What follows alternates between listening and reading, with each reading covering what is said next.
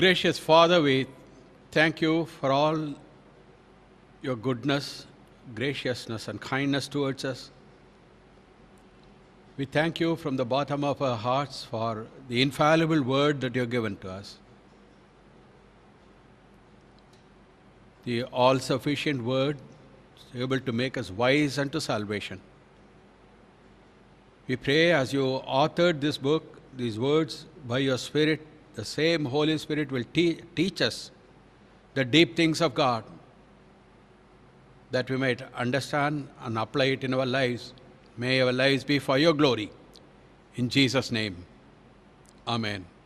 The subject is called the Bride of Christ. கிறிஸ்துவின் மணவாட்டி என்ற தலைப்பில் வேதத்திலிருந்து ஆராய்வோம். Jesus entered into Jerusalem as predicted earlier by Zechariah the prophet. சகரியா தீர்க்கதரிசினி சொன்ன வண்ணமாகவே இயேசு கிறிஸ்து எருசலேமுக்குள் பிரவேசித்தார். The king entering Jerusalem riding a donkey. கழுதையின் மேல் சவாரி செய்தவராக ராஜா. That's how Zechariah prophesied the king would come, and he would come to the temple suddenly. நீங்கள் எதிர்பார்த்திருக்கிற ராஜா திடீரென ஆலயத்துக்கு வருவார் என்று சொல்லி. The Lord of the temple came to the temple of the Lord. He overthrew the tables of money changers and drove those that sold and bought, saying, "My house is called the house of prayer for all nations. You have made it a den of thieves." என்னுடைய ஆலயம் எல்லாருக்கும் ஜெப வீடு என்று எழுதியிருக்கிறது, நீங்கள் அதை கள்ளர் கொகையாக்கினீர்கள் என்று சொல்லி எல்லோரையும் விரட்டினார். Then the chief priests, Pharisees, scribes, Sadducees, they all reasoned, they all questioned. Thus Jesus presented himself as a prophesied Messiah to the nation of Israel. சதுசேயர், பரிசேயர், எரோதியர் எல்லோரும் வந்து பிரதான ஆசாரியர்களோடு சேர்ந்து இயேசுவினிடத்தில் கேள்வி கேட்டார்கள். அவரை வார்த்தையில் குற்றம் கண்டுபிடிக்க முயன்றார்கள். அவருடைய ஞானத்தினால, அவருடைய விளக்கத்தினால வாய் அடைத்து போனார்கள். இயேசு கிறிஸ்து தன்னை வாக்குத்தத்தம் பண்ணப்பட்ட மேசியாவாக அந்த தேசத்திற்கு தலைவர்களிடத்தில் காண்பித்தார். 3 days he continuously came to the temple and presented himself. The credentials he showed as a prophesied, promised Messiah. உரைக்கப்பட்ட தீர்க்கதரிசனங்கள் நிறைவேறும்படியாக மேசியாவாக தன்னை வெளிப்படுத்தி காண்பித்தார். He came to his own and his own received him not. அவர்களுடையதற்கு அவர் வந்தார், அவர்களுடையவர்கள் அவரை ஏற்றுக்கொள்ளவில்லை. Jesus said unto them, "Did ye never read in the scriptures, the stone which the builders rejected is the same is become the head of the corner? This is the Lord's doing, it is marvelous in our eyes." இயேசு அவர்களை நோக்கி, வீடு கட்டுகிறவர்கள் ஆகாதென்று தள்ளின கல்லே மூலைக்கு தலைக்கல்லாயிற்று, அது கர்த்தராலே ஆயிற்று, அது நம்முடைய கண்களுக்கு ஆச்சரியமாயிருக்கிறது என்று நீங்கள் வேதத்தில் ஒரு காலம் வாசிக்கவில்லையா? They rejected him. So Jesus asked that question to them. அவரை நிராகரித்ததனால, ஏற்றுக்கொள்ளாததனால இயேசு அந்த கேள்வியை கேட்டார். And then he said in Matthew 21:43, "Therefore I say unto you, because you have rejected me, the kingdom of God shall be taken from you and given to a nation bringing forth the fruits thereof." ஆகையால் நீங்கள் என்னை நிராகரித்தபடியால் தேவனுடைய ராஜ்யம் உங்களிடத்திலிருந்து நீக்கப்பட்டு அதற்கேற்ற கனிகளை தருகிற ஜனங்களுக்கு கொடுக்கப்படும் என்று இயேசு சொன்னார். Very solemn words indeed. Because you have rejected me, you are rejected from being the nation, and it will be given to another to bring forth fruit. He came to his own, they rejected him, therefore they were rejected. Not totally abandoned, but they were set aside. அவருடையவர்களிடத்தில் வந்தார், அவர்கள் அவரை ஏற்றுக்கொள்ளவில்லை, நிராகரித்தார்கள். ஆதலால் அவர்கள் தள்ளி வைக்கப்பட்டவர்களாக, முழுமையாக வேண்டாம் என்று தூக்கி எறியப்படவில்லை, ஆனால் தள்ளி வைக்கப்பட்டவர்களாக ஆக்கப்பட்டார்கள். And then in Matthew 22, Jesus spoke in parable. 22வது அதிகாரத்தின் துவக்கத்தில் இன்னொரு ஓமையை இயேசு சொன்னார். Jesus in Matthew 13 we read spoke many parables, and subsequently also he spoke many parables to explain the different characteristics of the kingdom of God. தேவனுடைய ராஜ்யம் என்பதை குறித்த அநேக காரியங்களை இயேசு கிறிஸ்து ஓமைகள் மூலமாக பேசியிருக்கிறார்.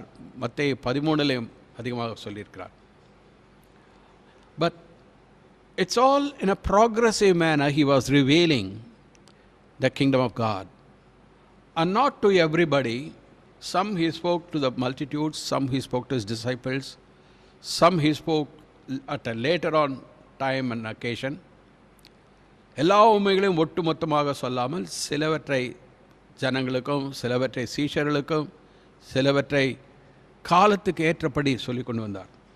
This 22, Matthew 22, the parable that he spoke, the kingdom of heaven is like unto a certain king which made a marriage for his son. A very significant parable, how these people who rejected were rejected and how the purpose of God was revealed. மத்தேயு 22 வாசிக்கிற இந்த ஓமை இயேசு மறுபடியும் அவர்களோடே ஓமைகளாய் பேசி சொன்னது என்னவென்றால், பரலோக ராஜ்யம் தன் குமாரனுக்கு கல்யாணம் செய்த ஒரு ராஜாவுக்கு ஒப்பாயிருக்கிறது. மிகவும் முக்கியமானது. Unfolding of the mystery of God. He is comparing the kingdom of heaven, kingdom of God, to a marriage for the king's son. பரலோக ராஜாவினுடைய குமாரனுக்கு கல்யாணம் என்று சொல்லி பரலோக ராஜ்யத்தினுடைய தன்மையை இயேசு கிறிஸ்து விளக்கிச் சொல்கிறார். This parable is spoke only after these people deliberately, those who should have recognized him, they rejected him. அவர்கள் யார் அவரை அங்கீகரித்து ஏற்றுக்கொள்ள வேண்டுமோ அவர்களே இவரை நிராகரித்து, அதன் மூலமாக அந்த தேசமே அவர் வேண்டாம் என்று நிராகரித்தபடியால், மேசியா அல்ல என்று சொல்லி நிராகரித்தபடியால் இந்த ஓமையை அவர் சொல்லுகிறார். And he compares the kingdom of heaven to a marriage. ஒரு பரலோக ராஜ்யத்தை ஒரு கல்யாணத்திற்கு ஒப்பனையாக ஓமையாக சொல்லுகிறார். He is unfolding of the mystery of God. தேவனுடைய ரகசியத்தை இங்கு வெளிப்படுத்துகிறார். God is love. That is the greatest revelation of God in the New Testament through Jesus Christ. இயேசு கிறிஸ்து மூலமாக புதிய ஏற்பாட்டு வெளிப்படுதல் தேவன் அன்பாகவே இருக்கிறார். And you shall love the Lord your God with all your heart, with all your soul, with all your strength. Him only you shall serve. தேவனாகிய கர்த்தரை முழு இருதயத்தோடும், முழு பலத்தோடும், முழு ஆத்மாவோடும் அவரை அன்பு கூறுவாயாக என்று கொடுக்கப்பட்ட கட்டளை. Love is always expressed through relationships. அன்பு என்று சொல்லப்படுகிறது எப்பொழுதுமே ஒரு உறவின் மூலமாகத்தான் அது வெளிப்படுகிறது. And we have various relationships. இந்த பூமிக்குரிய வாழ்க்கையில் நமக்கு எத்தனையோ உறவுகள் உண்டு. Take for example the relationship of father and son, mother and daughter, the relationship between the father-in-law or mother-in-law with that of son-in-law or daughter-in-law, தகப்பனுக்கும் மகனுக்கும் உரிய உறவு, தாய்க்கும் மகளோடு கூடிய உறவு, அடுத்தது மாமனார் அல்லது மாமியார் அவர்களுக்கும் வீட்டு மருமகன் அல்லது மருமகளோடு கூடிய உறவு. Then we have the uncles and the aunts, and the relationship in various degrees. They all show the affinity, the affection, the love, the care we have for one another. இந்த விதமான உறவுகள், மாமன் மச்சான் மைத்துனன் என்ற உறவுகள் எல்லாம் நாம் ஒருவரோடு ஒருவர் கொண்டிருக்கிற அன்பையும் ஐக்கியத்தையும் அக்கறையையும் வெளிப்படுத்துகிற உறவுகளாக இருக்கிறது. But the greatest of all these relationships, we can say from the Bible, is the relationship between the husband and wife. இருக்கிற எல்லா உறவுகளிலும் மேலான உறவு வேதத்தின் மூலமாக நாம் பார்க்கிறது புருஷனுக்கும் மனைவிக்கும் உள்ள உறவு, the love relationship. அன்பு இந்த உறவின் மூலமாக வெளிப்படுகிறது. The love, the supreme love is expressed through this relationship, and that between husband and wife. அன்பை முழுமையாக வெளிப்படுத்துகிற உறவு இந்த உறவு புருஷனுக்கும் மனைவிக்கும் உள்ள இருக்கிற உறவு. From the beginning we can see, the beginning of the Bible, God created man. Every day he said it's good, good, good, all that he created. But when he created man, he said, it is not good that man should be alone. I will make a helpmeet for him. எல்லாவற்றையும் ஒவ்வொரு நாளும் தேவன் சிருஷ்டித்த பொழுது அதிலே எல்லாம் நல்லது நல்லது என்று சொன்னவர் மனுஷனை சிருஷ்டித்து மனுஷன் தனிமையாக இருப்பது நல்லதல்ல, அவனுக்கு ஏற்ற துணையை உண்டாக்குவேன் என்று சொல்லி ஆதாமுக்கு ஏவாளை சிருஷ்டித்தார். He created Eve for Adam. And then the word of God says, he saw it was very good. மிகவும் நல்லதாக கண்டார். The love relationship between the husband and wife. The அன்பு உறவு புருஷனுக்கும் மனைவிக்கும் உள்ளது. The same thing is, the Old Testament is revealed between Jehovah and Israel. யெகோவாவுக்கும் இஸ்ரவேலுக்கும் இருக்கிற உறவை ஒரு புருஷனுக்கும் மனைவிக்கும் இருக்கிற உறவாக சித்தரித்து காண்பித்தார் பழைய ஏற்பாட்டில். In the Old Testament, God revealed as the God of love to his ancient people, the children of Israel. The first commandment and the most important commandment, Jesus said, is, you shall love the Lord your God with all your heart, with all your soul, with all your mind, and him only thou shalt serve. முதலாவது கற்பனை, பிரதான கற்பனை இயேசு கிறிஸ்து சொன்னார், உன் முழு இருதயத்தோடும் முழு பலத்தோடும் முழு ஆத்மாவோடும் தேவனாகிய கர்த்தரில் அன்பு கூறுவாயாக. This God is a loving God, he is a lovable God, and he wants to be loved in the same manner. God isn't changed, whether the Old Testament or New Testament is the same God, but the people are different. பழைய ஏற்பாடோ புதிய ஏற்பாடோ தேவன் மாறாதவர், அதே தேவனாக இருக்கிறார், அன்பான தேவனாகவே இருக்கிறார். ஆனால் பழைய ஏற்பாட்டு ஜனங்கள் வேற, புதிய ஏற்பாட்டு ஜனங்கள் வேற. This is what God demanded from the nation of Israel. I have born you, I have brought you to myself. You shall be a peculiar treasure to me. கழுகு சட்டைகளின் மேலே சுமப்பது போல நான் உங்களை என்னிடத்தில் கொண்டு வந்தேன், எங்களுக்கு பரிசுத்த ஜனமாக நீர் இருப்பாய் என்று சொன்னார்.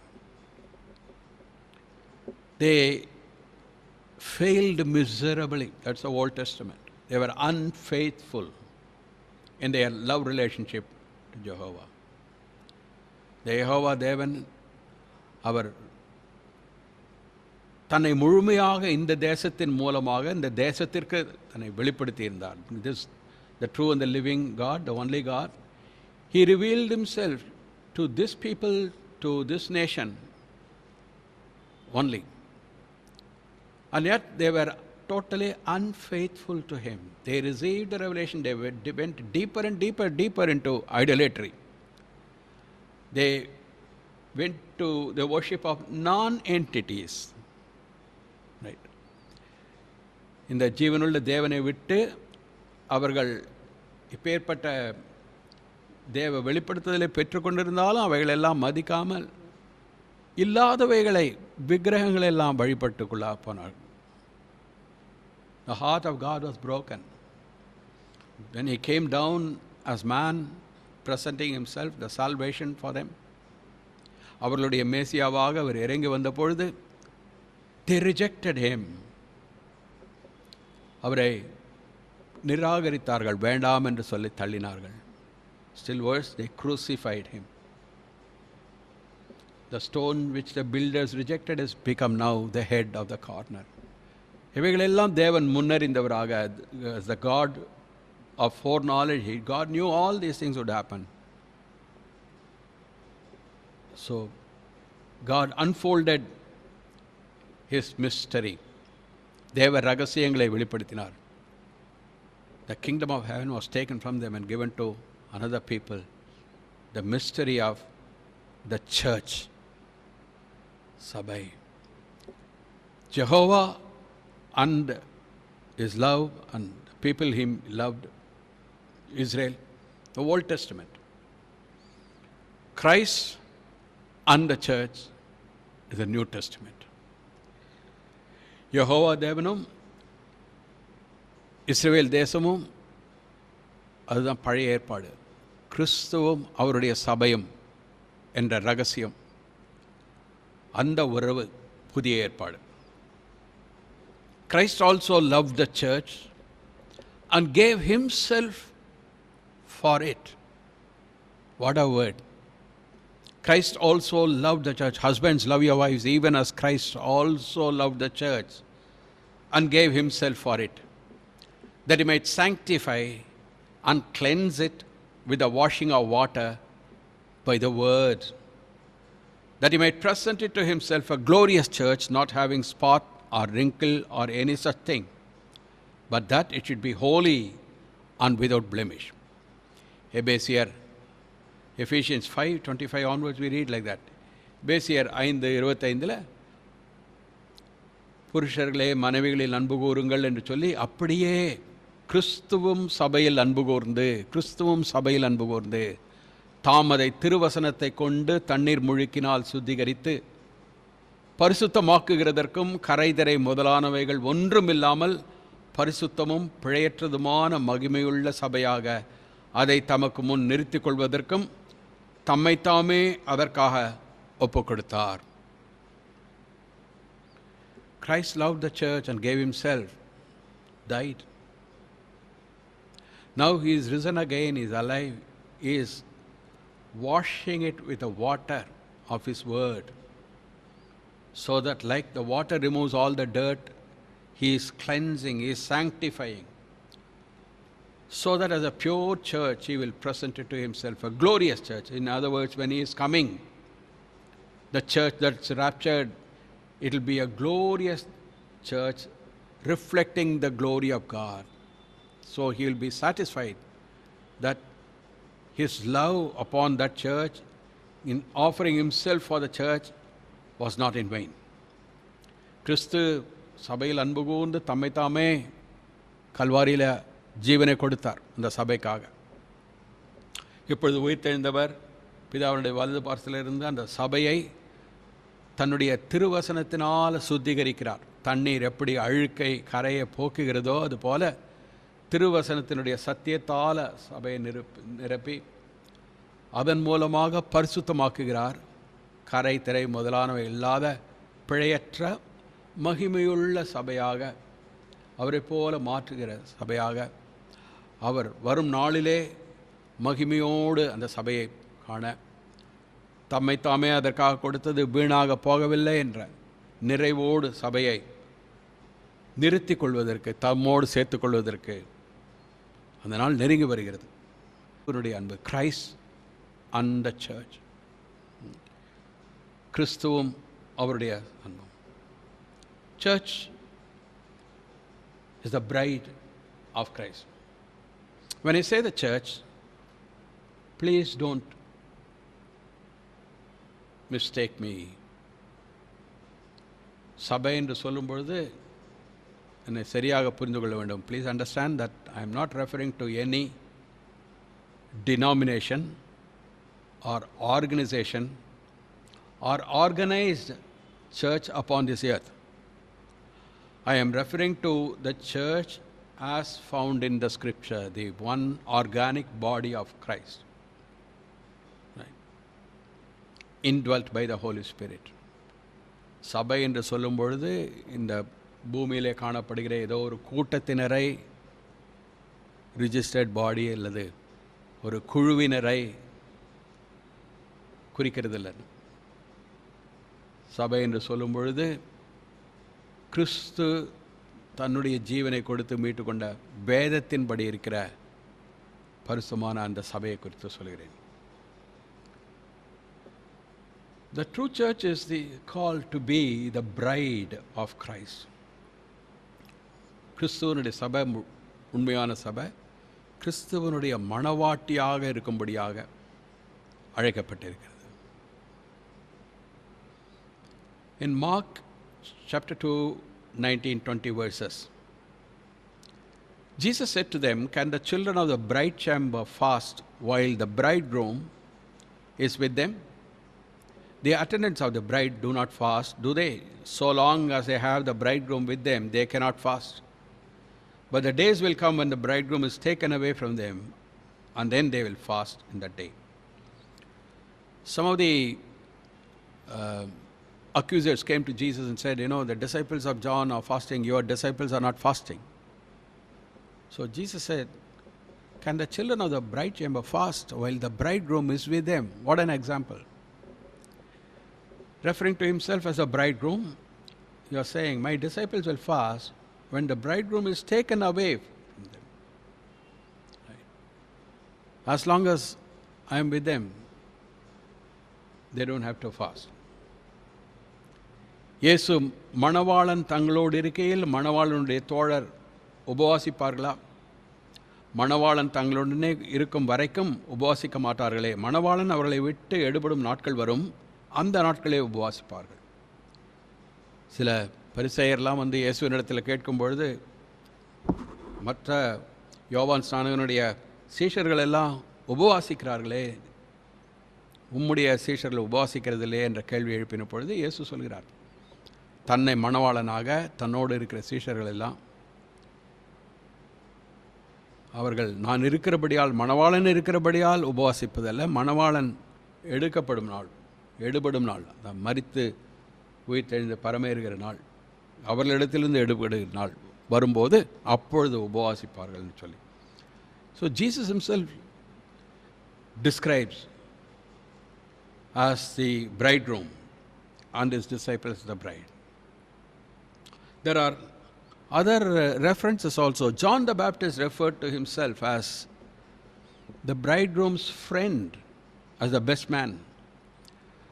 யோவான் ஸ்நானகன் தன்னையே மணவாளனுடைய தோழனாக சொல்கிறார்.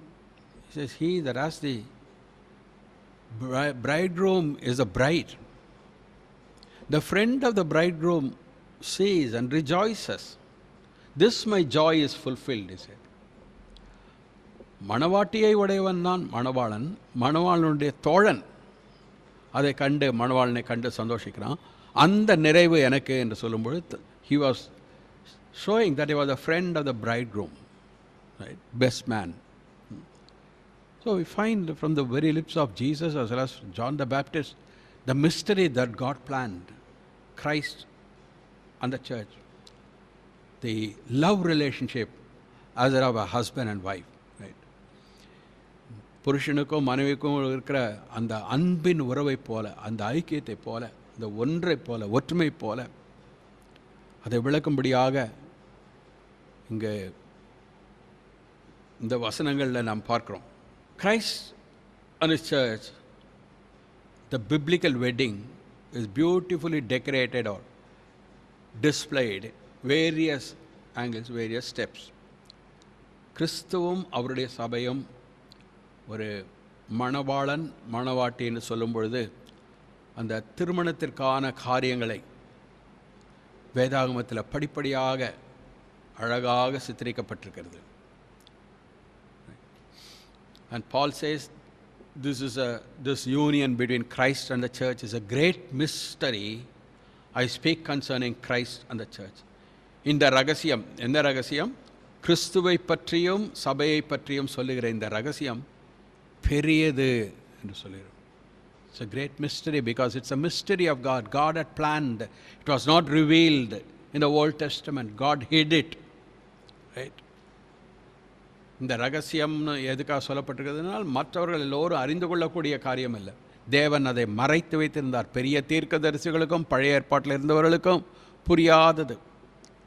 With the advent of the Holy Spirit from the day of Pentecost, God began to unfold the secrets because he was unfolding the secrets to the people to whom it was given.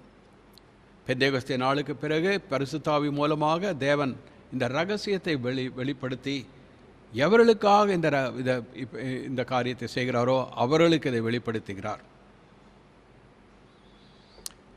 The biblical wedding, the first step is called kiddushin or engagement.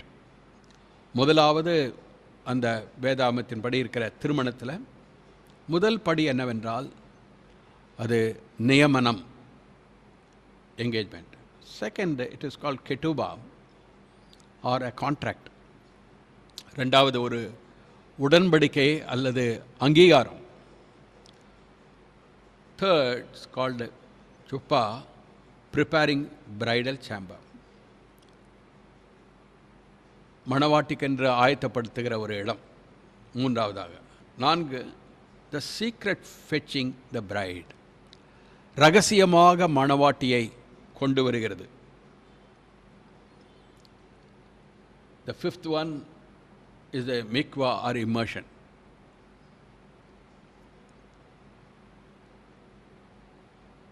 ஞான ஸ்நானம் அல்லது முழுக்கு இதை காண்பிக்கிறது. ஐந்தாவது. ஆறாவது, nuptials or the ceremony, ஒன்றாக இணைக்கப்படுகிறது. 7, seclusion, தனிமையாக எப்பொழுதும் ஒன்றாக இருப்பது. First is the kiddushin, the betrothal. We are all very familiar with the betrothal, engagement, right? நாம் எல்லோருக்கும் நியமனம், நிச்சயதார்த்தம் என்றால் நன்றாகவே தெரியும். I always advise sincerely, because it is scriptural, to have the engagement, to have the betrothal before the wedding. Not just, many weddings, they have the wedding in the evening, in the morning betrothal. That's not the betrothal at all. அநேக திருமணங்களில், கிறிஸ்தவ திருமணங்களில் காலையில் அல்லது முந்தின நாளில் நிச்சயதார்த்தம் வைத்துவிட்டு உடனே மாலையில் திருமணத்தை வைப்பார்கள். அது உண்மையிலேயே நிச்சயதார்த்தம் இல்லை. நான் எனக்கு தெரிஞ்ச ஒரு இடத்துல நான் சொல்கிறதெல்லாம் நிச்சயதார்த்தம் என்று வையுங்கள் சொல்வேன். Because that is scriptural. அது வேதத்தின்படி அது உண்மையானது. That's how, see, our life here must be a replica of the true life God has intended. நாம் செய்கிற இந்த வாழ்க்கை அந்த தேவ ரகசியம், தேவ காரியங்களுக்கு அதை வெளிப்படுத்துகிறதாக இருக்கணும். the husband-wife relationship must be that of Christ and His church. கிறிஸ்துவும் அவருடைய மணவாட்டி சபையும் எப்படி இருக்கிறதோ அது போல புருஷனும் மனைவியும் இருக்கணும்னு சொல்லப்பட்டிருக்கிறது. அதில் so our life here must conform to God's word. தேவனுடைய வார்த்தையின்படி நம்முடைய வாழ்க்கை இருக்கணும். Betrothal is very, very important because biblically, without betrothal, there is no wedding. நியமனம் இல்லாமல், நிச்சயதார்த்தம் இல்லாமல் திருமணம் என்பது வேதத்தின்படி இல்லை. கட்டாயம். And the betrothal biblically will take place at least a year in advance. நியமனம் என்று சொல்லுகிறது வேதத்தின்படி பார்க்கும் பொழுது திருமணத்திற்கு கிட்டத்தட்ட ஒரு வருடம் முன்பதாகவே இருக்கும். மேபி ஈவன் மோர், பட் கொஞ்சம் நாள் அதிகமாக இருந்தாலும் இருக்கலாம். But without betrothal there is no wedding biblically. வேதத்தின்படி நியமனம் இல்லாமல் திருமணம் கிடையாது. So also when God chose us as a bride of Christ, what happened? Kiddushin, how was the engagement? How the engagement has taken place? In the engagement, first thing that happens is the selection of the bride. முதலாவது ஒரு மணவாட்டியை தெரிந்தெடுக்கிறது. So many are seeking alliance for their sons, and so many fathers are seeking alliance for their sons, and some for their daughters. தன்னுடைய மகன்களுக்கோ மகளுக்கோ ஏற்ற துணையை தேடுகிறதெல்லாம் வழக்கம். Who is selecting the bride? யார் சரியான இந்த மணவாட்டியை தேர்ந்தெடுப்பார்கள்? There are three ways. One, the father of the bridegroom is the one to choose the bride. வேதத்தின்படி பார்க்கும்பொழுது மகனுக்கு பிதா, தகப்பன் முதலாவது மணவாட்டியை தெரிந்தெடுக்கிறது. வேதத்தின்படியே தான். In a parable we saw just now that Jesus said, the kingdom of heaven is likened to a king who made a marriage for his son. முதலாவது பார்க்கும்பொழுது இந்த மத்தேயு 22 இயேசு கிறிஸ்து சொன்ன உவமையை பார்க்கும்பொழுது பரலோக ராஜ்யம் ஒரு ராஜா தன்னுடைய மகனுக்கு கல்யாணத்தை ஏற்படுத்தினதை பற்றி பார்க்கணும். The father is preparing a marriage. So that is, the father takes the initiative. Father of the bridegroom, மணவாளனுடைய தகப்பன் ஏற்ற மணவாட்டியை தேர்ந்தெடுக்கிறார். Same thing we find in the creation also. ஆதியிலே தேவன் சிருஷ்டித்த போதும் God created Adam first, and then for Adam he created Eve. முதலாவது மனுஷனை சிருஷ்டித்து அவன் தனியாக இருக்கக்கூடாது என்று சொல்லி அவனுக்கு ஏற்ற துணை என்று சொல்லி தேவன் ஏவாளை தேர்ந்தெடுத்ததை பார்க்கிறோம். The selection can be done by the father, but through an agent. தகப்பன் தன்னுடைய மகனுக்காக ஏற்ற துணையை தேர்ந்தெடுக்கலாம். ஆனால் அவரே முன்னின்று செய்யாமல் அவருடைய பிரதிநிதி யாரையாவது ஒருத்தர் அனுப்பி செய்யலாம். வேதத்தின்படி பார்க்கும்பொழுது ஆபிரகாம் தான் போகாமல் எலியேசரை அனுப்பினதை பார்க்கிறோம். Abraham sent Eliezer, the steward of his house. Instead of Abraham going, he sent Eliezer as his emissary. அவருடைய பிரதிநிதியாக எலியேசரை அனுப்பினார். And third, the son also has the choice, the direct choice. The son can go, the bridegroom can go and choose the bride. Like for example, Jacob, he went to his uncle's house, Laban, and there he chose Rachel. He loved Rachel. வேதத்தின்படி பார்க்கும்பொழுது மணவாளனே தன்னுடைய ஏற்ற மணவாட்டியையும் தேர்ந்தெடுக்கலாம். யாக்கோபு லாபான் வீட்டுக்கு போன பொழுது அங்கு ராக்கேலை அவன் தெரிந்தெடுத்தான் என்று பார்க்கிறோம். So first thing is the selection of the bride. அதனால் முதலாவது பார்க்கும் பொழுது அந்த நியமனம் ஆகிறதுக்கு முன்பாகவே தேவை என்னவென்றால் ஒரு பெண்ணை தெரிந்தெடுக்கிறது. For our heavenly bridegroom, the Lord Jesus Christ, the church, the bride, was chosen by all three categories. இங்கு பார்த்த மூன்று விதங்களிலும் மணவாளனாகிய இயேசு கிறிஸ்துவுக்கு ஏற்ற மணவாட்டி சபையை தெரிந்தெடுக்கப்படுகிறார்கள் பார்க்கிறோம். 1 Corinthians 1:9, God is faithful, by whom you were called unto the fellowship of his son Jesus Christ our Lord. 1 Corinthians 1:9 தம்முடைய குமாரனும் நம்முடைய கர்த்தருமாய் இருக்கிற இயேசு கிறிஸ்துவனுடனே ஐக்கியமாய் இருப்பதற்கு உங்களை அழைத்த தேவன் உண்மையுள்ளவர். The Father has chosen us for Jesus Christ. இயேசு கிறிஸ்துவுக்கென்று நம்மை தேவன், பிதாவாகிய தேவன் அழைத்திருக்கிறார். Also we saw that kingdom of heaven is likened to a marriage that the king made for his son.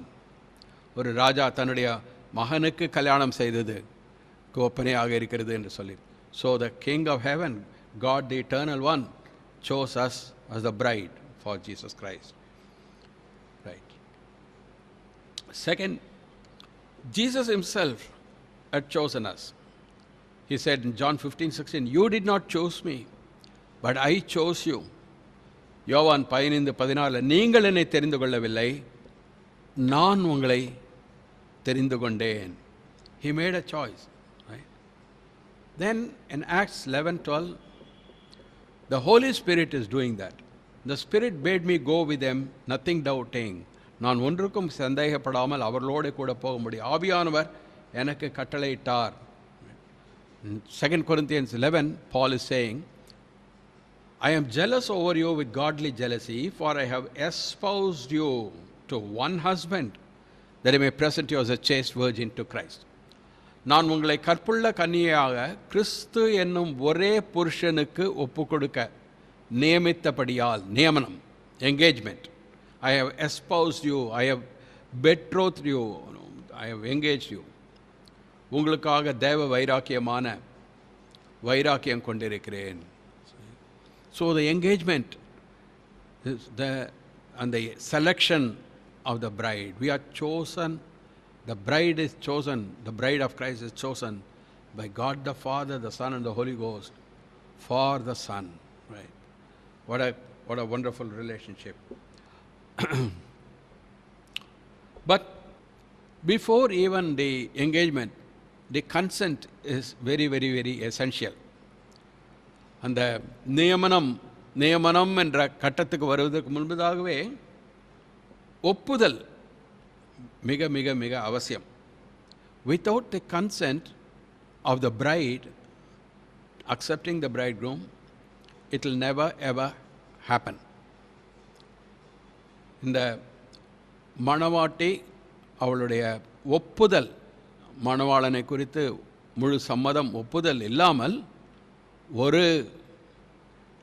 நியமனம் திருமணம் மட்டுமல்ல, நியமனமே இருக்காது.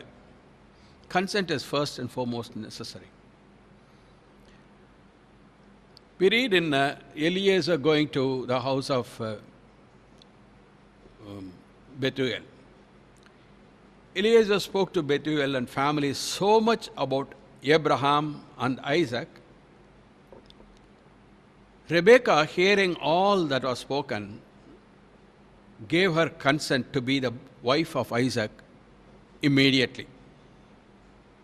She had not seen Isaac, but she heard all that Eliezer spoke about Isaac, about Abraham, and she believed all that, and her heart was completely given over. Eliezer Bethuel குடும்பத்தினரிடத்தில் ஆபிரகாமை குறித்தும் ஈசாக்கை குறித்தும் அவர்களை குறித்து அவ்வளவாக சொல்ல அவை எல்லாவற்றையும் ரெபேக்கா கேட்டுக்கொண்டிருந்தாள். ஈசாக்கை காணாத வரையிலும் அவள் கேட்ட வண்ணமாகவே எல்லா வார்த்தையும் ஏற்றுக்கொண்டு அவள் அவரோடு இணைக்கப்படுவதற்கு ஒப்புதலை அளித்தாள் என்று பார்க்கிறோம். Genesis 24:58, and they called Rebekah and said unto her, will thou go with this man? And she said, I will go. ரெபேக்காளை அழைத்து, நீ இந்த மனிதனோடே கூட போகிறாயா என்று கேட்டார்கள். அவள் போகிறேன் என்றாள். How Peter describes the same thing concerning us also. Right? Rebecca had not seen Isaac, but she had heard all that Eliezer described about Isaac and about Abraham. She was willing to be the wife of Isaac. That's why, same way we have heard, the Holy Spirit has revealed so much about our Lord Jesus Christ. Right? And Peter says, whom having not seen you love, in whom though now you see him not, yet believing. இயேசு கிறிஸ்துவை நீங்கள் காணாமல் இருந்தும் அவரிடத்தில் அன்பு கூறுகிறீர்கள் என்றால் பரிசுத்த ஆவியானவர் பரிசுத்த வேதத்திலிருந்து இயேசு கிறிஸ்துவை நமக்கு விளக்கி காண்பித்திருக்கிறார். இப்பொழுது அவரை தரிசியாமல் இருந்தும் அவரிடத்தில் விசுவாசம் வைத்திருக்கிறோம். So the consent in our life is expressed as given in Romans 10:9. நம்முடைய ஒப்புதல் ரோமர் 10:9 இருக்கிறோம். If thou shalt confess with thy mouth the Lord Jesus, or Jesus as your Lord, and shall believe in your heart that God hath raised him from the dead, thou shalt be saved. நாம் அவரோடு இணைக்கப்படுவதற்கு ஒப்புதல் எப்போ அளிக்கிறோம்? ரோமர் 10:9 இருக்கிறது போல, கர்த்தராகிய இயேசுவை நீ உன் வாயினாலே அறிக்கையிட்டு, அதாவது இயேசுவை உன் வாயினாலே கர்த்தராக அறிக்கையிட்டு, தேவன் அவரை மரித்தோரிலிருந்து எழுப்பினார் என்று உன் இருதயத்திலே விசுவாசித்தால் ரட்சிக்கப்படுவாய்.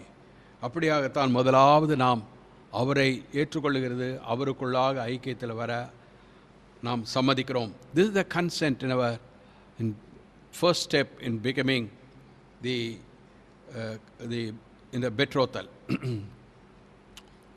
நியமனத்துக்கு முதல் படியாக இருப்பது இப்பொழுது ஒரு இப்பேற்பட்ட ஒரு ஒப்புதல். The consent is absolutely necessary. No unwilling person can be in the church of Jesus Christ. ஒப்புதல் இல்லாத ஒருவரும் இயேசு கிறிஸ்துவினுடைய சபையில் இருக்க முடியாது. No unsaved person can enter the kingdom of God. ரட்சிக்கப்படாத ஒருவனும் தேவனுடைய ராஜ்யத்தில் பிரவேசிப்பதில்லை. Jesus said to Nicodemus, he was a teacher, he was a instructor, but he said to him, if you are not born again, you can't see the king or enter the kingdom of heaven. You must be born again. மற்றவர்களுக்கு போதிக்கிறது பெரிதல்ல, மறுபடியும் பிறவாவிட்டால் தேவனுடைய ராஜ்யத்தை புரிந்து கொள்ள முடியாது, அறிந்து கொள்ள முடியாது, அதில் பிரவேசிக்க முடியாது. இயேசு கிறிஸ்து நிக்கோதேமு இடத்தில் சொன்னார். So, voluntary personal faith in the Lord Jesus as Christ and Lord is absolutely essential. தானாகவே தனிப்பட்ட முறையிலே தன்னுடைய ஜீவியத்தில் இயேசு கிறிஸ்துவை ஆண்டவராக கர்த்தராக ஏற்றுக்கொண்டு பாவ மன்னிப்பை பெற்றுதான் இதில் நாம் பிரவேசிக்க முடியும்.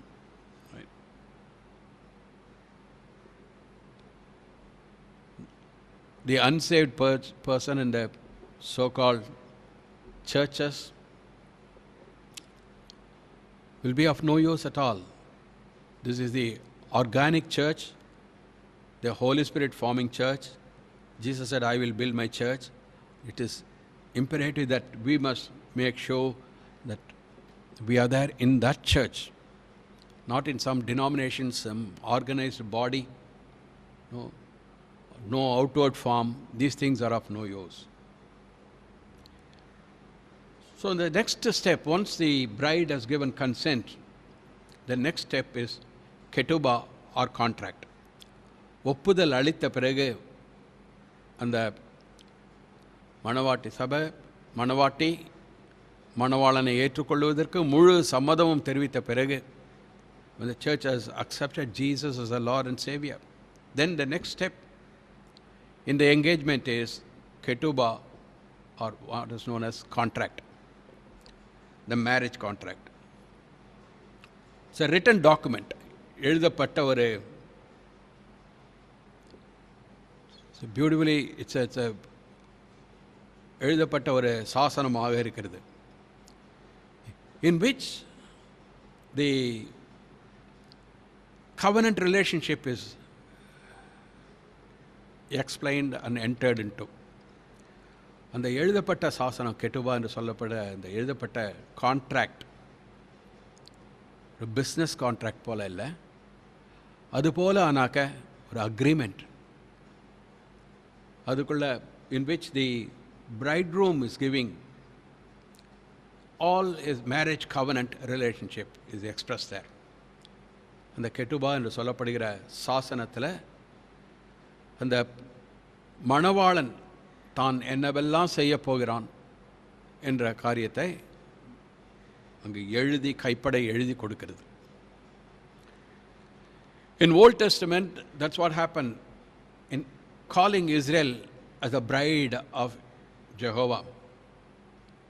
Ketubah, the Old Testament scriptures, through the Mosaic covenant became theirs. பழைய ஏற்பாட்டில் first we find in the consent, God called Moses up and then say, how I bore you and brought you to myself, all the earth is mine, but I chosen you. If you will keep my words, obey my words, then you will be a peculiar treasure to me of all the nations of the earth. And they said, yes, we will. They gave their consent. And then God said, come up. I have written all the documents. I have written tables, a law. I will give it to them that they might observe. What a beautiful illustration. Beautifully illustrated. பழைய ஏற்பாட்டில் எகிப்திலிருந்து அந்த அடிமைகளை கொண்டு வந்த பிறகு சிவந்த சமுத்திரத்தின் மூலம் அக்கறைக்கு கொண்டு வந்த பிறகு கழுகுகள் சுமந்து வருகிறது போல நாங்கள் உண்மைகள் இப்படி என்னிடத்தில் சேர்த்துக்கொள்ள, இந்த பூமி அனைத்தும் என்னுடையது, இருந்தாலும் உங்களை எனக்கென்று தேர்ந்தெடுத்தேன் சொல்லி என்னுடைய கற்பனைகளை நீங்கள் கை கொள்வீர்களா நீங்கள் எனக்கு பரிசுத்த ஆசாரிய கூட்டமாக இருப்பீர்கள்னு சொல்லும்போது இந்த மோசே இந்த வார்த்தைகளை அவர்களிடத்தில் சொல்ல அவர்கள் கர்த்தர் சொல்லுகிறபடியெல்லாம் செய்வோம் சொன்னார்கள். They gave there consent. அவர்கள் ஒப்புதம் அறிவித்தாள். அவங்களுடைய ஒப்புதலுக்கு ஏற்றபடி தான் பிறகு நீ மேலே ஏறி வா, நான் எழுதின கற்பனைகள் உண்டு, அவைகளை கொடுக்கிறேன் சொன்னான். God gave the word. Right. The ketubah, the marriage contract, that God was seeking this kind of Israel to be his people, the chosen people, to be in that wonderful covenant relationship, as like a husband-wife relationship, so intimate, so one, displaying oneness and unity. Right. But entire Old Testament, thousands of years, has been a heartbreak for God. தேவனுக்கு மீதி இருந்த நாட்கள் எல்லாம் இருதய வலிதான். These people were very, very unfaithful. உண்மையில்லாதவர்களாக தேவனுடைய வார்த்தைக்கு எல்லாம் புறம்பாக செய்தார்கள். The name of God is blasphemed among the Gentiles. புறஜாதிகளின் மத்தியிலே தேவநாமம் உங்களால் தூஷிக்கப்படுகிறது. These are the people God chose to be the people to display God's glory and virtues. But God's name was blasphemed among the Gentiles because of these people's character. புறஜாதிகளுடைய மத்தியிலே தேவன், அவர்கள் புறஜாதிகள் என்றால் தேவனை அறியாதவர்கள், அவர்களுக்கு தேவனை அறிவிக்கும் பாத்திரங்களாக இருக்க வேண்டியவர்கள். அந்த புறஜாதிகள் தேவனுடைய நாமத்தை தூஷிக்கும்படியாக அவர்கள் அவ்வளவு தரமட்டமாக போனார்கள். The Old Testament. In the New Testament, the church as the bride of Christ, for which the ketubah is a new covenant ratified by the blood of Jesus Christ. New Testament. புதிய ஏற்பாடு, புதிய உடன்படிக்கை இயேசு கிறிஸ்து தன்னுடைய இரத்தத்தினால ஏற்படுத்தி இருக்கிறார். That's why the Bible, Old Testament, New Testament, New Testament is the marriage covenant relationship. Ketubah is the written document. It will show the bride's price, not the selling price, bride's value. A mohar. Mohar is what we can call as the dowry. வரதட்சணைன்னு சொல்கிறோம் நம்ம. அதை எவ்வளவு வரதட்சணை கொடுக்குறேன்றத அந்த கெட்டுபால எழுதியிருக்கணும். Sir the bridegroom will say. There's a lot of difference between the biblical mohar and the dowry of our days, especially in India. Right. Here this is an extraction. எவ்வளவு கொடுக்க முடியுமோ, எவ்வளவு அழுத்தி பிழித்து பிடுங்கிக் கொள்ள முடியுமோ அவ்வளோ தூரம் பிடுங்கிறது தான் இங்கே இருக்கிற வரதட்சணை. ஆனால் the Bible one, what in the sight of the bridegroom, the value, how much she is valued, how highly she is prized, so much he gives. The more he gives, that means so much value he has placed upon her. What a difference.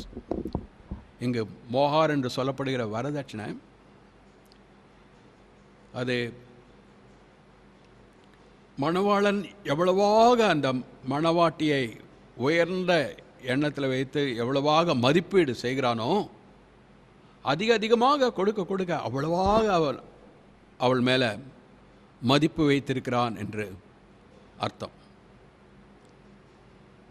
But moreover, this is the mohar that is paid to the bride, right? For the bride. மணவாட்டிக்கென்று கொடுக்கப்படுகிறது, மணவாளன் கொடுக்கிறது. But here it's all upside down, உல்டா. இங்கே எல்லாம் தலைகீழாக இருக்கிறது. பெண்ணிடத்திலிருந்து வாங்குகிறதா இருக்கு வரதட்சணை. The biblical dowry is the bridegroom esteeming the value of the bride and offering so much, right? So that will be recorded there. So much I value, sir, right?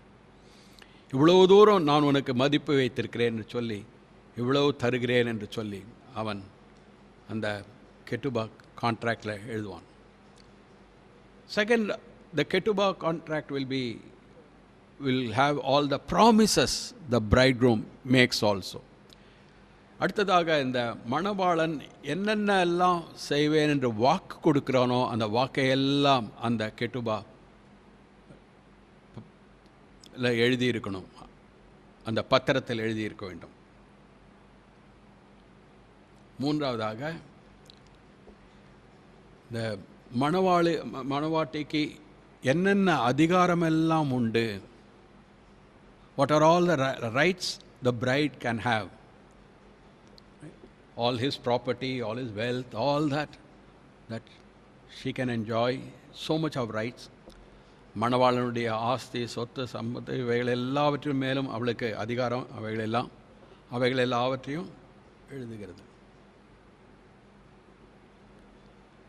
Giving of gifts first. முதலாவது அந்த வரதட்சணை மோஹார் கொடுக்கிறது. This establishes the prestige of the husband and his family. The higher the price of the mohar indicates the value the father has placed on the bride. Right? இந்த மணவாளனுடைய தகப்பன், மணவாளனுடைய தகப்பனோ எவ்வளவாக அந்த மணவாட்டியை மதிக்கிறார்கள் என்பதை வெளிப்படுத்துகிறது. அவர்கள் அதிகமாக அந்த மணவாட்டி மேலே அன்பு செலுத்தி அவள் மேலே மதிப்பு வைத்திருந்தால் அவ்வளவாக தொகை இருக்கும். That the written document will also give him the responsibility over his wife. அந்த கெட்டுவா கான்ட்ராக்டில் அவனுடைய மனைவி மேலே இருக்கிற புருஷனுக்கு இருக்கிற பொறுப்பையும் அது இருக்கும். I will defend you, I will safeguard you, I will do this, I will do that. All those promises will be there.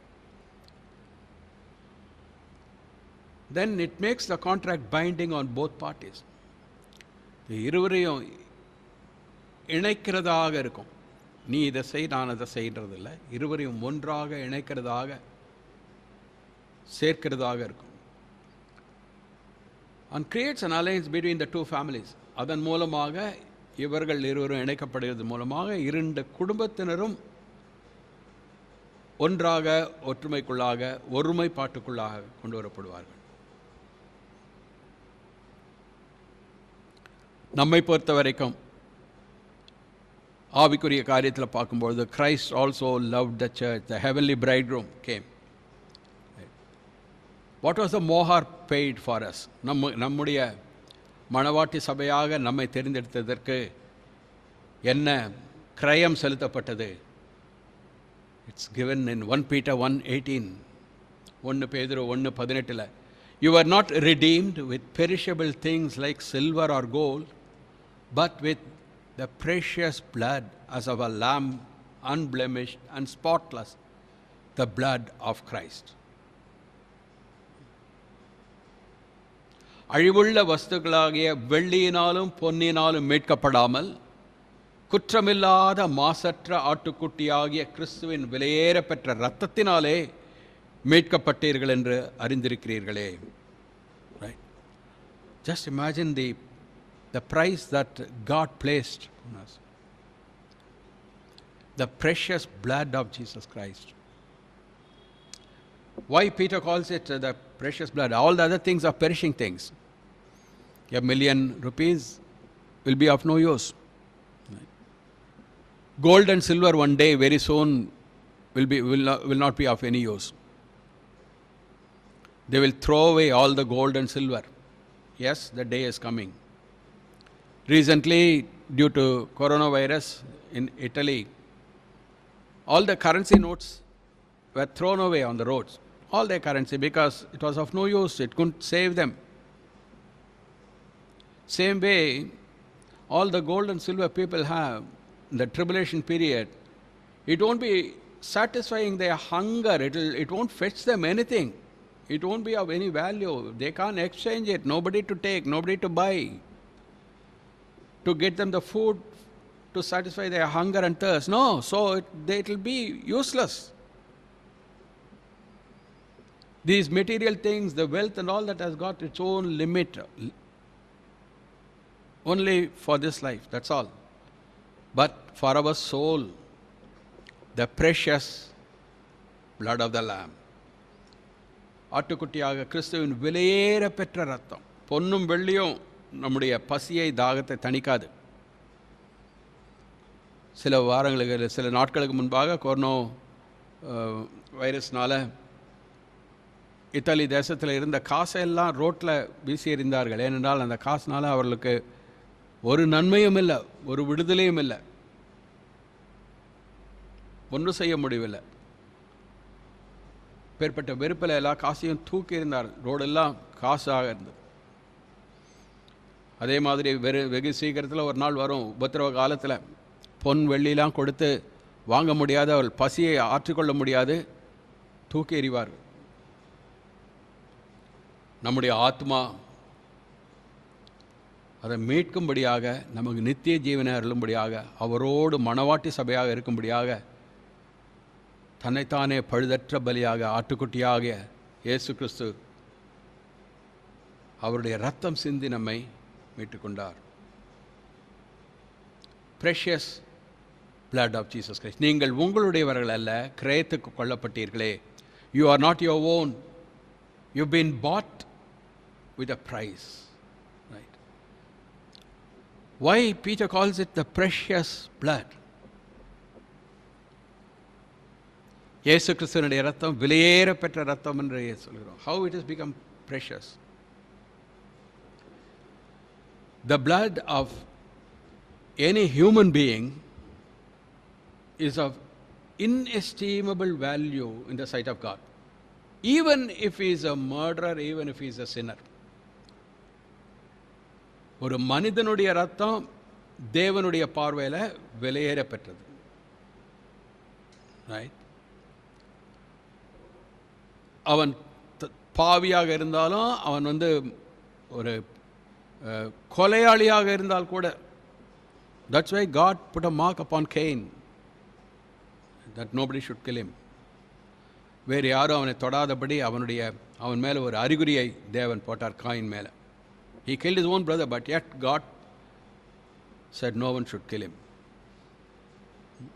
Because the blood of a human being created in the image of God is very, very, very precious in the sight of God. தேவனுடைய பார்வையில் தேவனுடைய சாயலில் சிருஷ்டிக்கப்பட்ட மனிதனுடைய ரத்தம் அப்படி. Because the life is in the blood. ஜீவன் ரத்தத்தில் இருக்கிறது. That's why when somebody has killed unknowingly, he can run into the city of refuge. God appointed the city of refuge to run and then to be there.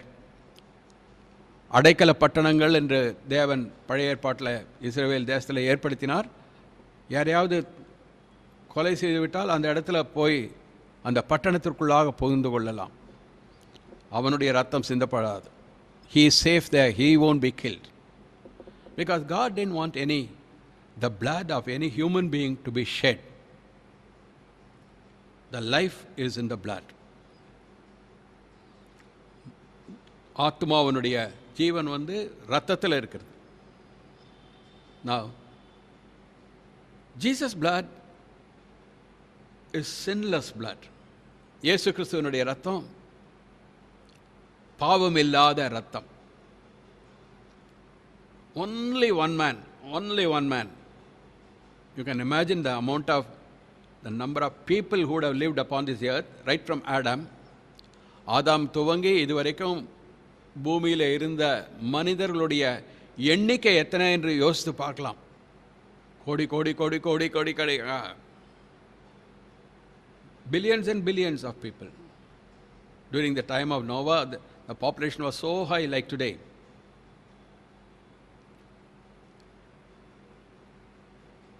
Incidentally, I read today that the population now has come to 7,777,777,777. Right? 777797. So many today's population. But all are sinners through Adam. ஆதாம் முதற்கொண்டு இதுவரைக்கும் எல்லோரும் பாவிகள். Our blood is corrupt. Sin is hereditary. It comes from one father to son. We are all sinners. But praise God, there came one real man. God who became man for this cause, born of Virgin Mary. Right? Mary herself said, my soul rejoices in God, my Savior. Who needs a Savior? Only the sinner. Indirectly, she was realizing that she was also a child of Adam, even though morally she has kept herself pure. There was no act of sin that she had committed. Right? மரியாளும் என் ஆத்மா தேவனாகிய கர்த்தரிடத்தில் என்று சொல்லுது, என் ரட்சகரிடத்தில் சொல்லுது. ரட்சகர் யாருக்கு தேவை? பாவிக்கு. அவளும் உணர்ந்தாள். ஆதாமின் வம்சத்தில் வந்தவளாக அவளும் அவளுக்குள்ளாக அந்த பாவத்தன்மை இருந்தது என்று சொல்லி.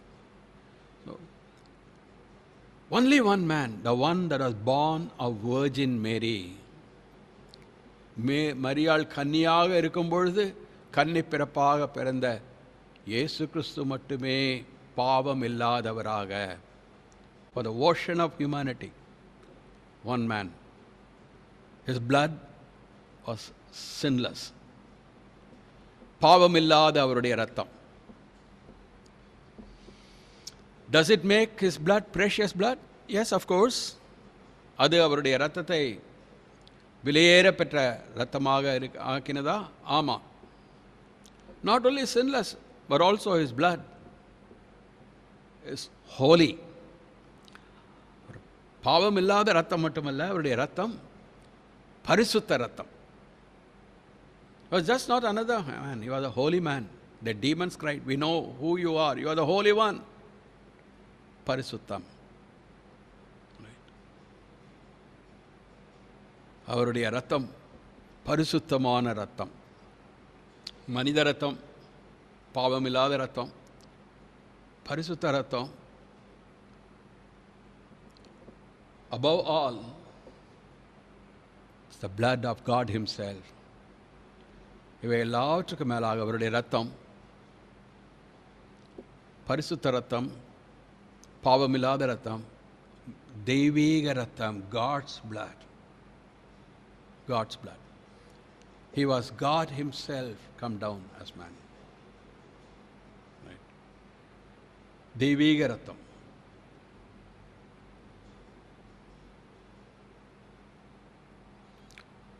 Acts 20:28, Paul says, the church of God which He has purchased with His own blood. God has purchased His church with His own blood.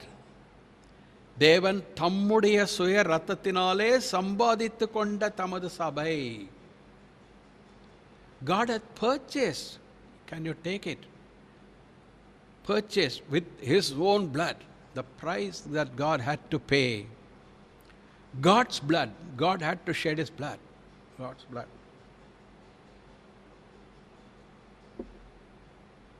This is the only weapon you can overcome by which you can overcome the devil. இந்த ஒரு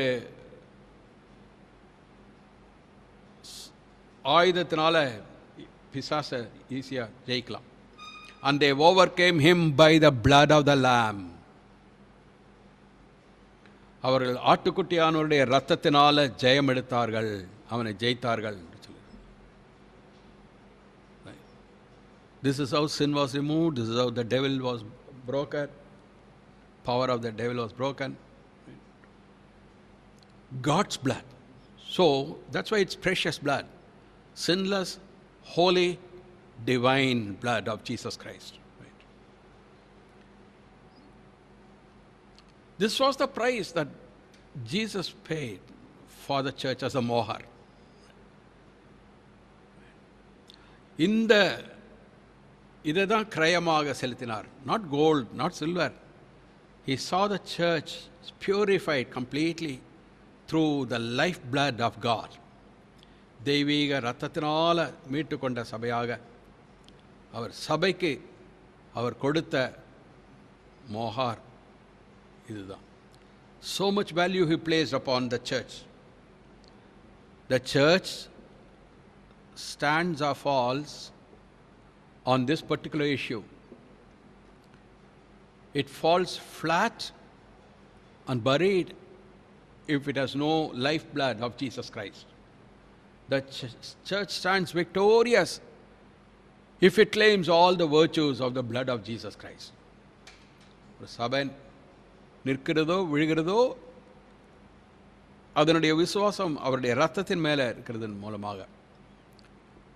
விசுவாசித்து அவருடைய இரத்தத்தில் கழுவப்பட்டு இருக்கும் என்றால் சபை வெற்றிகரமாக நிற்கிறது. இந்த இரத்தத்தை இயேசு கிறிஸ்துவின் இரத்தத்தில் இருக்கிற மதிப்பை அறியாமல் இருக்கும் என்றால் சபையே இல்லை. God had purchased with His own blood the church of God, the bride of Christ. தேவன் தன்னுடைய சொந்த இரத்தத்தினாலே சம்பாதித்து கொண்ட சபை பார்க்கிறோம்.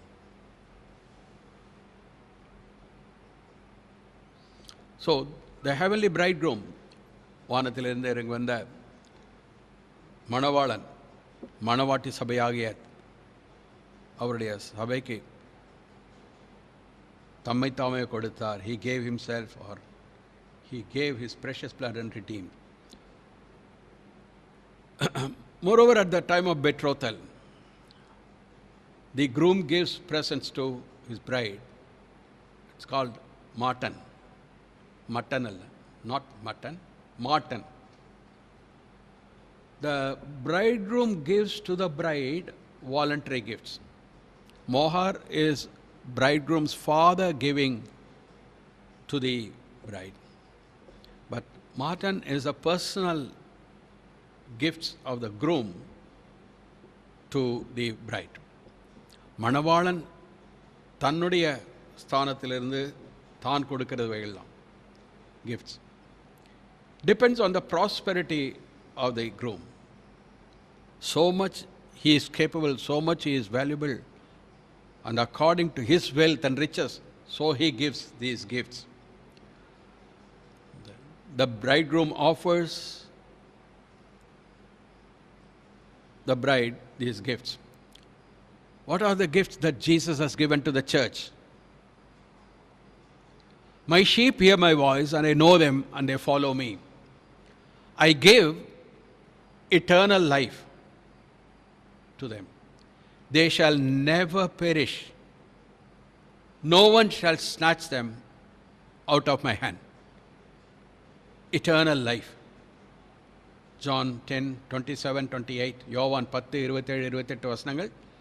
என் ஆடுகள் என் சத்தத்திற்கு செவி கொடுக்கிறது, நான் அவைகளை அறிந்திருக்கிறேன், நான் அவைகளுக்கு நித்திய ஜீவனை கொடுக்கிறேன், அவைகள் ஒரு காலம் கெட்டுப் போவதில்லை, ஒருவனும் அவைகளை என் கையிலிருந்து பறித்துக் கொள்வதும் இல்லை. How the bride is treasured in the hands of the bridegroom here. I give unto them eternal life. அவைகளுக்கு நித்திய ஜீவனை கொடுக்கிறேன். This is the gift of the bridegroom to the bride, the church. சபையாகிய அவருடைய மணவாட்டிக்கு மணவாளன் இயேசு கிறிஸ்து கொடுக்கிறது அவருடைய முதல் பலன் நித்திய ஜீவன். Then he is given another thing. John 14:27. Peace I leave with you, my peace I give to you. Let not your heart be troubled, nor let it be fearful. சமாதானத்தை உங்களுக்கு வைத்து போகிறேன், என்னுடைய சமாதானத்தையே உங்களுக்கு கொடுக்கிறேன், உங்கள் இருதயம் கலங்காமலும் பயப்படாமலும் இருப்பதாக. What kind of peace is this bridegroom's peace? Well, you can see the peace on the cross. சமாதானம், என்னுடைய சமாதானம்னு சொல்லும்பொழுது சிலுவையில் அறையப்பட்ட இயேசுவை பாருங்க. Was he confused? Was he cursing God? Was he cursing people? Was he regretting? No, he was in perfect clear mind. Clear mind. Because that's the peace. Peace with God there. So intimate with God there. சிலுவையில் அறையப்பட்டிருந்தாலும் அந்த நிலைமையிலும் அவருடைய மதி கலங்கவில்லை, பயமில்லை, தெளிவான புத்தி. ஏனென்றால் அதுவே தேவ சமாதானம். என்னுடைய சமாதானத்தை உங்களுக்கு கொடுக்கிறேன், உங்கள் இருதயம் கலங்காமல் பயப்படாமலும் இருப்பதாக. What a gift the heavenly bridegroom has given to the church, the bride of Christ. Then he says in John 15:11, these things have I spoken to you that my joy might remain in you and that your joy might be full. என்னுடைய சந்தோஷம் உங்களில் நிலைத்திருக்கும்படி. Not come and go joy, not touch and go, not of variableness or changing, but it's permanent. That my joy might remain in you. என்னுடைய சந்தோஷம் நிலைத்திருக்கும்படி, உங்கள் சந்தோஷம் நிறைவாயிருக்கும்படிக்கும் இவைகளை உங்களுக்கு சொன்னேன். Definitely, if the bridegroom is meeting the bride and then before marriage, if the bride is very sad or disturbed, the bridegroom will be disturbed. He will be worried. So Jesus is saying, these things I say to you that my joy might remain, your joy might be full. உங்களுடைய சந்தோஷம் நிறைவாய் இருக்கும்படி என்னுடைய சந்தோஷம் உங்களுக்கு கொடுக்கிறேன். Then another promise he is making. Whatsoever you ask in my name, that will I do, that the Father may be glorified in the Son. If you ask me anything in my name, I will do it. John 13:14. நீங்கள் என் நாமத்திலே எதை கேட்பீர்களோ குமாரனில் பிதா மகிமைப்படும்படியாக அதை செய்வேன். என் நாமத்தினாலே நீங்கள் எதை கேட்டாலும் அதை நான் செய்வேன். Well, whatsoever you ask in my name, I will do it. No, it's not corruptible things. Something spiritual, something eternal, something that will glorify His name. என் நாமத்தினாலே எதை கேட்பீர்களோ குமாரனில் பிதா மகிமைப்படும்படியாக அதை செய்ய. It's for the glory of God.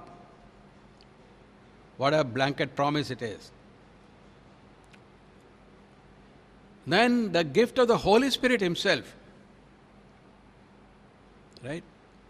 Pentecost is his gift, the Lord Jesus Christ.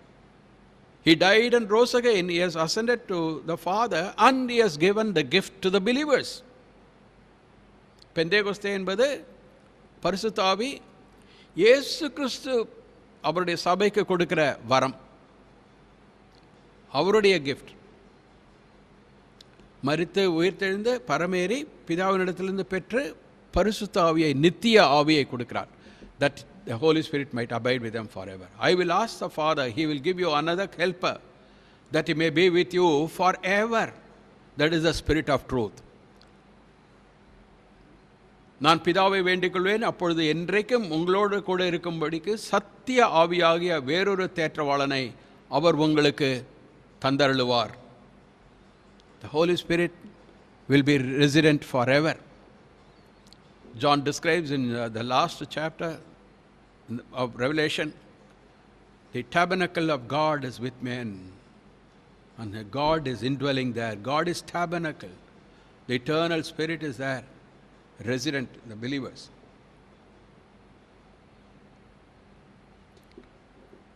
Then comes the chupa, the bridal chamber. The actual engagement. The engagement is over and all the promises, all the dowry, everything is done. The contract ketubah. Then the bridegroom, next thing he is in the mind of the bridegroom is to prepare for the wedding. மணவாளன் இந்த நியமனம் எல்லாம் முடிந்த பிறகு, அந்த கெட்டுபா அக்ரிமெண்ட்லாம் எழுதின பிறகு, இவைகளெல்லாம் செய்வேன்னு சொன்ன பிறகு, வரங்களெல்லாம் கொடுத்த பிறகு, அவருடைய மனதில் இருக்கிறது உடனே போய் அவர்கள் இருக்கும்படியாக ஸ்தலத்தை ஆயத்தம் பண்ணணும். That they might live together. So the time has come that he has to depart from the bride he loves. So he says, let not your heart be troubled. Believe in God, believe also in me. In my Father's house are many mansions. If it were not so, I would have told you. I go to prepare a place for you. If I go and prepare a place for you, I will come again and receive you to myself, that where I am, there you may be also.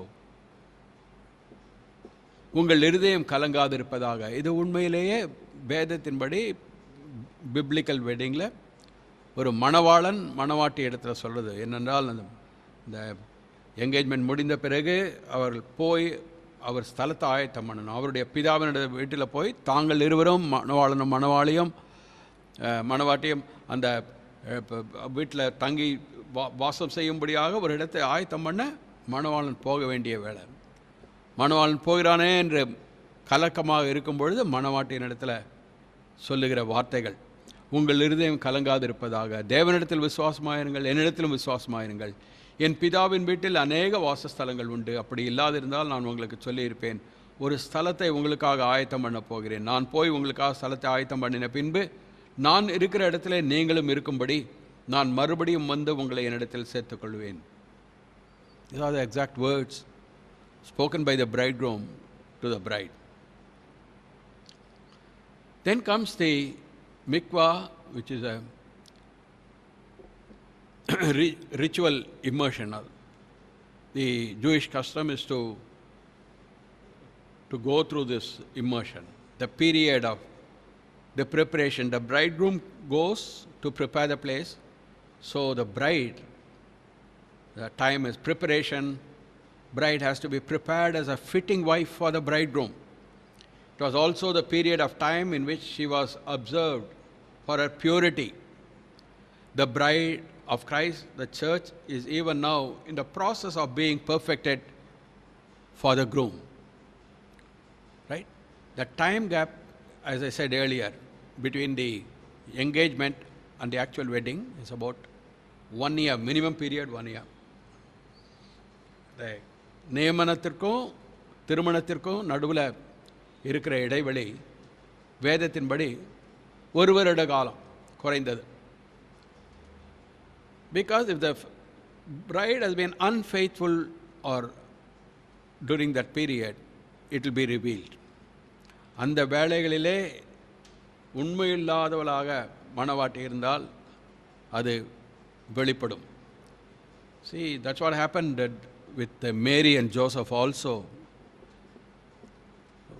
When she was conceived in the womb by the Holy Spirit, Joseph thought she was unfaithful, and then he thought of putting her away. But the angel came and then said to him, no, she is conceived in the womb of the Holy Spirit. Right? So the time gap between the engagement and the actual wedding should be at least about a year. But that's a time of preparation. So that is a time of probation. That is a time of process when the bride is being made perfect, fitting wife for the bridegroom. ஆகையால் இந்த என்கேஜ்மெண்ட்டுக்கும் actual திருமணத்திற்கும் நடுவில் ஒரு வருட காலமாவது இடைவெளி இருக்கும். நியமனத்திலிருந்து திருமணம் நடக்கிற வரைக்கும். இதை நம்ம யோசேப்பு மரியாள் வாழ்க்கையிலும் பார்க்கலாம்.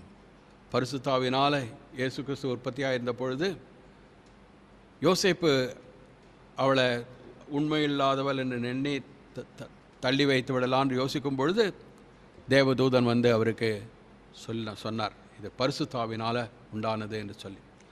அந்த ஒரு வருட காலம்ன்றது நியமனம் வந்து அதற்காகவே அந்த மணவாட்டியினுடைய புனித தன்மை அல்லது கற்புள்ள தன்மையை காட்டுக் கொடுக்க.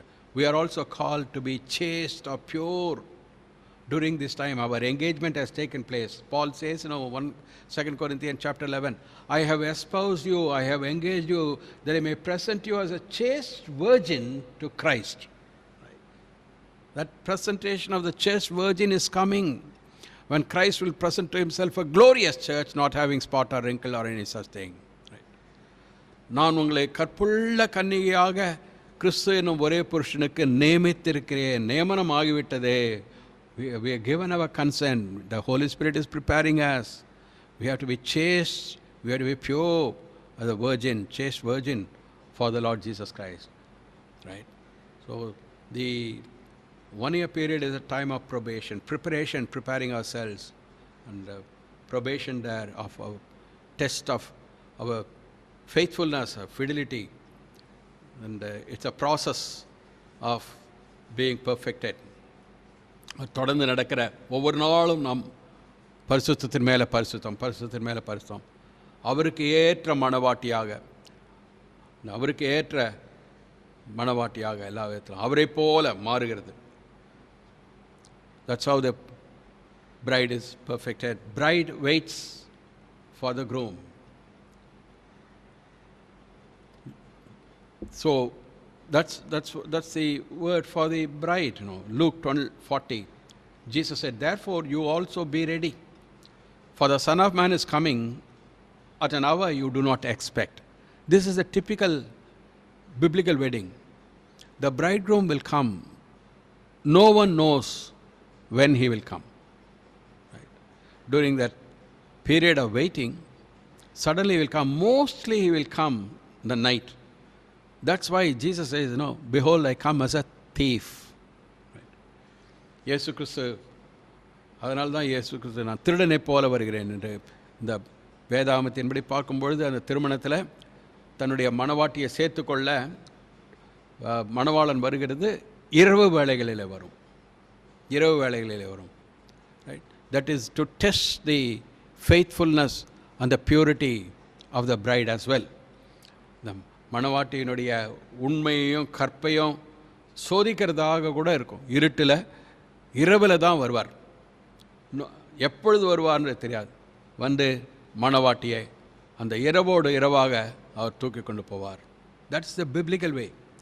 வேதாகமத்தின்படி பார்க்கிறது அதுதான் திருமணம். That's why Jesus will come at a time when no one is expecting. He says to the disciples, therefore you also be ready, for the Son of Man is coming at an hour you do not expect. அந்தபடியே நீங்கள் நினையாத நேரத்தில் மனுஷகுமாரன் வருவார். ஆகையால் நீங்களும் ஆயத்தமாயிருங்கள் என்றார். It's the process of preparation. The bride of Messiah realizes the high calling of God. நாம் இயேசு கிறிஸ்துவினுடைய மணவாட்டி சபையாக பேர்பட்ட உன்னதமான நிலைக்கு ஸ்தானத்திற்கு நம்மை தேவன் அழைத்திருக்கிறார், அதை உணர வேண்டும். That's how we prepare ourselves. The more we realize our calling, the more we will leave the earthly things, the more we will be heavenly, the more our aspiration will be purer and higher every day. நாம் நம்முடைய உன்னதமான அழைப்பு மகா பெரிய உன்னதம் நித்திய தேவனிடத்திலிருந்து வந்திருக்கிறது என்பதை உணரும் பொழுது உலக பிரகாரமான அழிந்து போகிற காரியங்கள் எல்லாம் நம்முடைய பக்தி இல்லாமல் அல்லது நாட்டம் இல்லாமல் பரலோக காரியங்கள் மேல், நித்திய காரியங்கள் மேல் நாம் நம்பிக்கை வைப்போம். Christ also loved the church and gave himself for her, so that he might sanctify her, having cleansed her by the washing of water with the word, that he might present to himself the church in all her glory, having no spot or wrinkle or any such thing, but that she would be holy and blameless. The church is now undergoing a process of sanctification. The sanctification means to be set apart. பரிசுத்தமாகுதல் என்ற கட்டத்துக்குள்ளாக சபை போய்கொண்டிருக்கிறது. அவருடைய மணவாட்டி சபை பரிசுத்தமாகுதல்ன்றது பிரித்தெடுக்கப்படுகிறது காட்டுகிறது. Right, உலகத்திலிருந்து பிரித்தெடுக்கப்பட்டு, பாவத்திலிருந்து பிரித்தெடுக்கப்பட்டு, அவருக்கு கற்புள்ள கன்னியாக கிறிஸ்துவுக்கு அளிக்கப்படுகிறது. Like water washes and cleanses the word of God, removes all impurities from our lives and purifies us. தண்ணீர் எப்படி நம்மை சுத்திகரிக்கிறதோ, அழுக்கெல்லாம் போகும்படியாக கழுவுகிறதோ, அதுபோல தேவனுடைய வார்த்தை நம்முடைய ஆத்மாவில் இருக்கிற தேவையில்லாத அழுக்கு எல்லாவற்றையும் நீக்கி நம்முடைய வாழ்க்கையை தேவனுக்கு முன்பாக பரிசுத்தமாக ஆக்குகிறது.